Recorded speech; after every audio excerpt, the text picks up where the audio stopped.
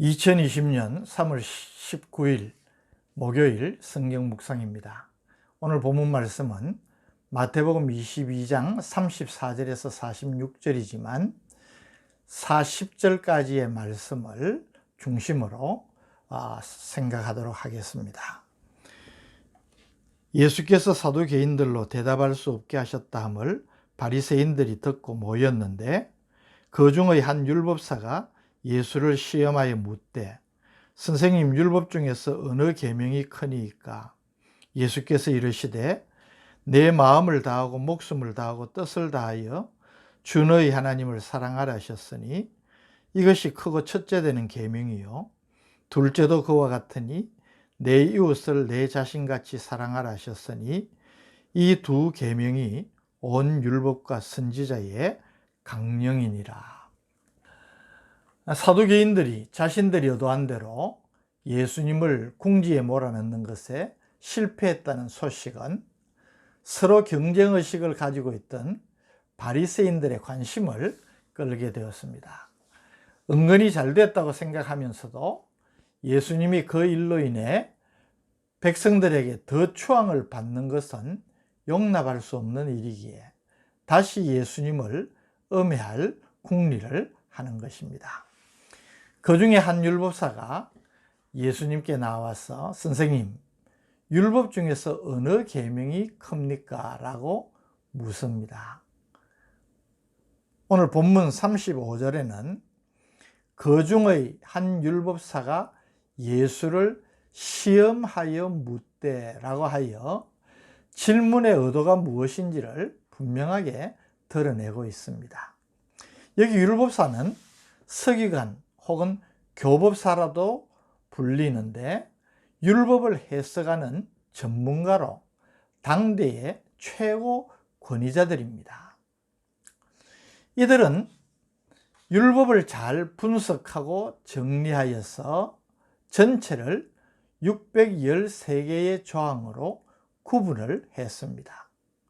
그리고 이 613개 조항을 나누어 그 가운데 248개 조항은 보다 더 중요한 것으로, 나머지 365개 조항은 상대적으로 보다 덜 중요한 것으로 분류를 했습니다. 유대인들이 율법을 이렇게 분류한 이유가 무엇이겠습니까?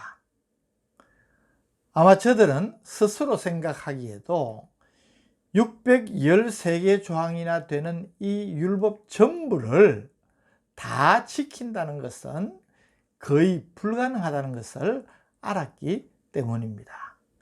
그래서 방대한 율법의 조항을 중요도에 따라서 분류를 해서 중요한 조항이라도 반드시 지키도록 하고 또 그렇게 하면 좋겠다는 뜻입니다. 그렇지만 율법의 조항들 가운데에서 어느 조항이 더 중요한지에 대해서는 늘 논란이 있어 왔던 것입니다. 이런 배경을 이해하면서 오늘 본문을 생각하면 바리새인들과 그 중에 율법사의 의도를 우리가 좀 쉽게 짐작할 수 있는 것입니다. 자신들이 이 조항이 더 중요하다, 아니다, 저 조항이 더 중요하다, 이렇게 지금까지 계속 논란을 벌여온 것처럼 예수님에게 이 질문을 하면 예수님께서 율법의 어느 조항이 더 중요하다고 말하든지 간에 논란과 시비거리가 되는 것입니다. 이런 의도를 가지고 질문을 하였는데 놀라운 예수님의 대답을 보십시오. 37절에서 40절 말씀입니다. 예수께서 이르시되 내 마음을 다하고 목숨을 다하고 뜻을 다하여 주 너의 하나님을 사랑하라 하셨으니 이것이 크고 첫째 되는 계명이라. 우리 예수님이 말씀하신 크고 첫째 되는 계명, 내 마음을 다하고 목숨을 다하고 뜻을 다하여 주 너희 하나님을 사랑하라. 이 말씀은 우리가 잘 아는 대로 신명기 6장 4절에서 5절 말씀을 인용하신 것입니다. 이스라엘아 들으라. 우리 하나님 여호와는 오직 유일한 여호와시니 너는 마음을 다하고 뜻을 다하고 힘을 다하여 내 하나님 여호와를 사랑하라. 그 유명한 쉐마의 말씀 아니겠습니까? 사실 이 613개 조항의 율법은 10계명으로 요약할 수 있고 또 이 10계명은 두 부분으로 나누어서 정리를 할 수가 있는데 1에서 4계명은 하나님 사랑을, 6에서 10계명은 이웃 사랑을 명하시는 것입니다. 여러분, 이 하나님 사랑과 이웃 사랑, 이것은 분리할 수 없는 것입니다. 그래서 먼저 내 마음을 다하고 목숨을 다하고 뜻을 다하여 주 너희 하나님을 사랑하라 하셨으니 이것이 크고 첫째 되는 계명이요라고 말씀을 하시고, 둘째도 그와 같으니, 두 번째지만 그와 같다는 것입니다. 첫 번째와 같다는 것입니다.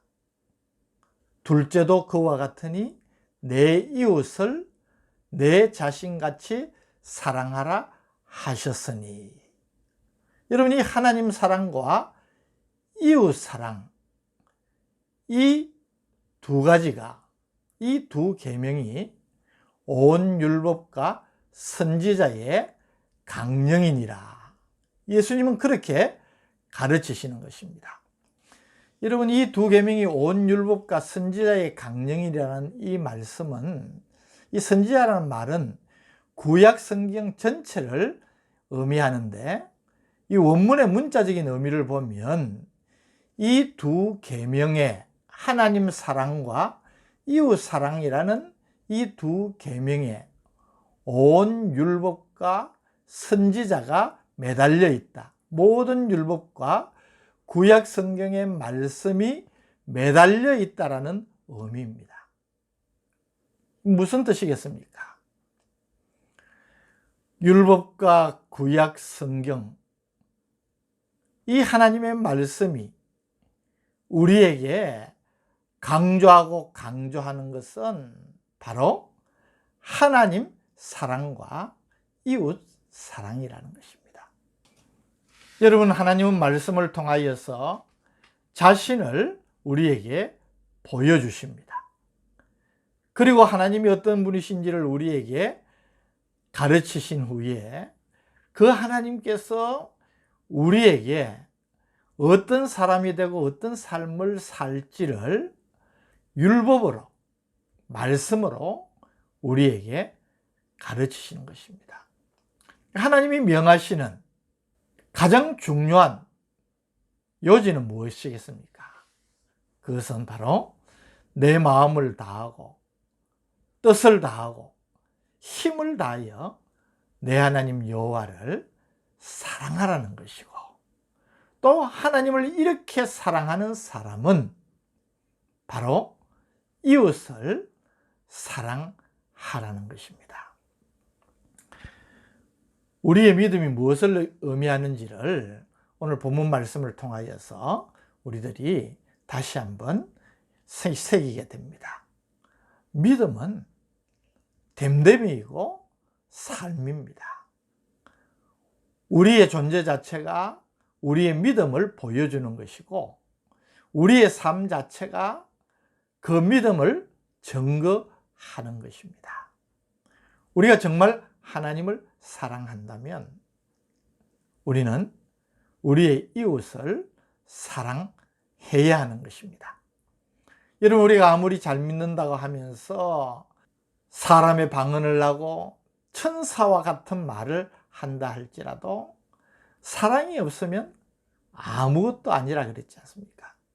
오늘 여기 나타나는 이 율법사처럼 율법에 정통하고 모든 것을 잘 알고 있다고 하더라도 정말 그것도 중요하지만 더 중요한 것은 주님이 말씀하신 것처럼 하나님을 사랑하고 이웃을 사랑하는 것이라는 말씀입니다. 오늘 이 말씀을 묵상하면서 지난해 2019년 12월 중순에 있었던 한 사건이 떠올랐습니다. 인천의 한 마트에서 30대 아버지와 12살 된 아들이 우유와 사과 6개 등 만원어치 정도의 식료품을 훔치다가 직원에게 발각된 것입니다. 화가 난 마트 대표가 경찰에 신고를 하고 경찰이 왔습니다. 그런데 아버지가 눈물로 용서를 구하는 것입니다. 택시기사로 일하던 아버지가 당뇨, 갑상선 같은 지병이 있었는데 그것이 악화돼서 택시 일도 하지 못하고 너무 어려워서 배가 고파서 그렇게 했다는 것입니다. 마트 대표가 이 사람을 처벌할 의사가 없다고 그렇게 경찰에 이야기를 하고, 또 고맙게도 경찰은 이 부자를 식당에 데려가서 국밥을 대접을 합니다. 밥을 먹는 중에 모자와 마스크를 한 시민 한 분이 와서 흰 봉투를 놓고 황급하게 나가는데, 처음에 당황스러워서 바로 반응을 하지 못했는데 봉투를 열어보니까 20만 원이 들어있어요. 그래서 쫓아나가 보니까 이미 사라지고 안 계신 거예요. 이 일을 알고 방송국에서 얼마 후에 이분을 찾아 나섰습니다. 그 주변을 사사티 수소문해서 결국 그분을 만나게 됐는데, 알고 보니 이분은 오래전에 남미에 이민을 가셔서 그렇게 자수성가했던 분이십니다. 이분은 인생을 살아보니까 정말 의미 있는 삶이 필요하다고 이야기를 하고, 그는 정말 남은 인생을 할 수 있는 대로 이웃을 돌아보면서 섬기는 삶을 살아야 되겠다고 작정을 했고, 그 일을 한 것뿐이라고 한 것입니다. 더 감동적인 것은 방송국에서 그 가족 되시는 그 아내분과 아들에게 전화를 했는데, 그 아내와 또 아들이 남편인 줄 짐작을 했다, 아빠인 줄 알았다 하는 것입니다. 여러분, 얼마나 자랑스럽고 위대하고 존경할 만한 남편 또 아버지겠습니까? 저는 그분이 믿는 분이라는 느낌이 확 왔습니다. 요즘 이 코로나 때문에 여러 가지로 너무나 힘든 사람들이 많습니다. 우리가 그리스도인이라면 이러한 때에 주님의 사랑으로 은혜 가운데 살아가는 우리의 모습들이 삶에서 사랑으로 나타나야 되지 않겠습니까? 저는 그런 면에서 우리들이 마스크라도 애써 사지 말고 꼭 필요한 사람이 살 수 있도록 배려하는 것도 우리가 할 수 있는 일이 아닌가 생각도 되어집니다. 나는 정말 하나님을 사랑하는 사람인가? 만일 그렇다면 우리의 이웃들을 어떻게 돌아보고 섬기고 있는가? 오늘 주님이 가르쳐 주신 가장 큰 계명, 하나님의 말씀의 정신을 생각하면서 우리 자신을 돌아보는 시간 되기를 원합니다. 거룩하신 아버지 하나님, 또 오늘 말씀을 통하여서 주님께서 우리에게 가르치시는 말씀이 요구하는 삶이 무엇인지를 다시 한번 깨닫게 해주시니 감사합니다.